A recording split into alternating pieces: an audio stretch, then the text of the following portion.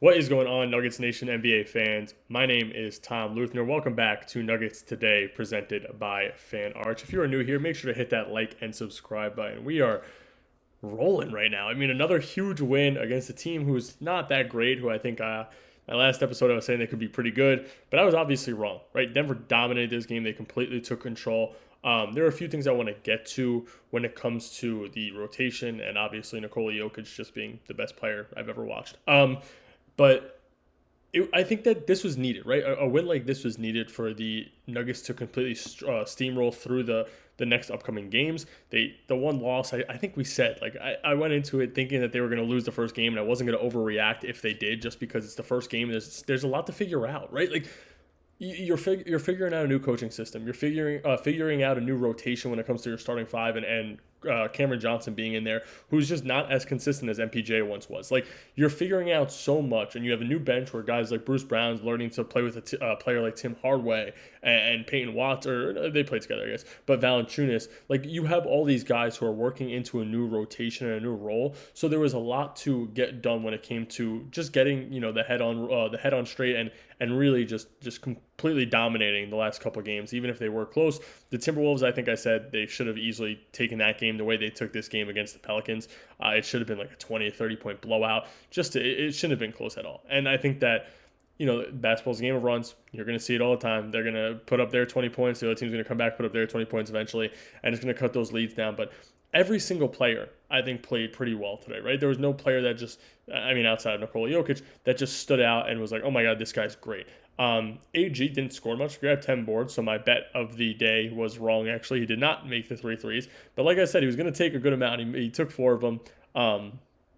But Jamal went off again. Nice 17-point game for Jamal. CB, we saw exactly what we needed to, and I'll get into that in tomorrow's episode. But I think overall it was nice to see a Cam 7-1-1 after the inflammation. 2 for 4 shooting, 50%, both threes. So it's nice to see him grow the confidence to take and make four, or take four and make two in this game. And I think that's what we need from Cam, is to just really wake up and sort of realize that you don't have to be in the right position if you want to take the shot. You don't have to learn how to be perfect in the system. Just be you. You are a good enough player to shoot 40% from three. Just go ahead and do it, right? It's not Brooklyn where you're the guy who is coming off a screen and having to take a jump shot. You can do that here, but you have to stop just overthinking to think, okay, I can do this or I should do this. Just play basketball, right? And I think that he's a very high caliber role player in the NBA, and he has been for years.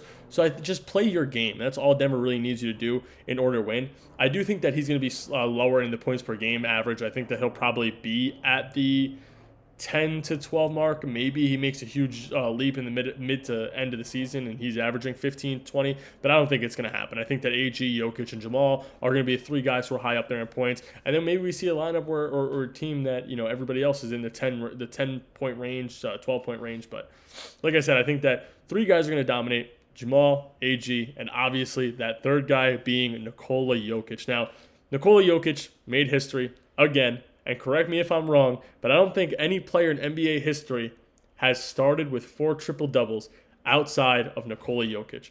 4 straight games with a triple-double. And I know everybody's going to say, well, he's not averaging the points that he did 2 years ago. That's something I said was going to happen at the beginning of the year. He's going to pass the ball. In the offseason, I was saying, you're going to see a Nikola Jokic who's going to average probably more assists or close to the same amount, less points. He's going to get everybody involved. He dropped 21, 12, and 10, 10 for 15 shooting, so he was insanely efficient again. And he just continues to pick apart teams. Now, I know the Pelicans aren't the best team in the world, so it's not this huge sample size where you could say, well, he's dominating these great teams, but he dominated Rudy Gobert. I mean, he had a very good game against the Warriors outside of him not really, doing much on the shooting side. Like game 2, he didn't take shots until the third quarter, and everybody was criticizing him because of it. You're criticizing him for not taking shots, but then if he takes too many and misses, you want to criticize him for taking too many shots and missing them. He is playing his game of basketball, and I think it's nice to see him get everybody involved. I think that he wants to make everybody comfortable in the system just because he knew if he's passing the ball to MPJ, MPJ's letting it go. He's firing the three, right? Like there's nothing stopping MPJ from doing that. So I think right now for him to pass the ball around more is just to get guys like Cam more involved, to get CB's confidence back up, to get a guy like Peyton Watson and Bruce Brown's confidence up, to work or Tim Hardaway into the rotation, which is exactly what we saw. And he's been dominating the last couple games too. That's exactly what we've needed from Tim Hardaway. Tim Hardaway, 3 for 5 from the 3-point line, 4 for 6 from the field, and having Nikola Jokic playing around a guy like that is very dangerous because you know what? If Cam didn't play today, even though it's a game that really doesn't matter at this point, well, it obviously matters, but they were going to probably win regardless. If Cam doesn't play, you can slide Tim Hardaway into that starting five, or you could slide Peyton Watson into that starting five. And if you slide Tim Hardaway in, you're probably getting another 10 to 15 points, right? Like from the stats of the last couple of games, like I said, I think he had around 20 last game, 11 today or last night. So he's a guy who you can implement into that starting five, and he's going to be just as good, if not better, than what Cam has been recently. A name that slipped up before when I was talking about Tim Hardaway Jr. is Julian Strawther, and it was nice to see Julian Strawther actually get minutes when it mattered in this game. Obviously played a lot during the end of the game when they were just fully blowing them out, but he came in and the game was still a little bit tight, and he hits a three, which is nice to see. He's finally checking in for actual regular season minutes, which I think is needed. I think that he's also a guy, I know that him and Tim Hardaway are the same kind of role, but why not just give him the chance? And Adelman has run so many different offensive and defensive strategies that it's tough to put everybody in and give everybody that shot just because there are a lot of mouths to feed on this team.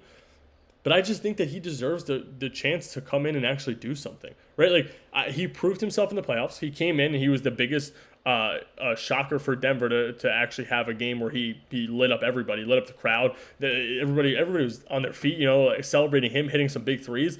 Why are you going to punish him now and not give him the minutes, even if it is earlier in the season? I get you bringing Tim Hardaway Jr., but that's what depletes somebody's confidence. When you have a guy who proved last year to you that he could be a valuable factor for this team, and then you just don't play him anymore. I don't really understand that. Like I said, it's early. DA has his stuff to figure out. I knew that Tim Hardaway was going to be getting more minutes just because of the new coaching staff, guys like JJ, guys like Jared Dudley who know him and have played with him. So it was sort of, it was I could have predicted it, but I still want to see Julian play a little bit more. Now, the last thing I want to cover is just the Pelicans in general, and Trey Murphy had a terrible game, right? I thought that Trey Murphy would be so much better.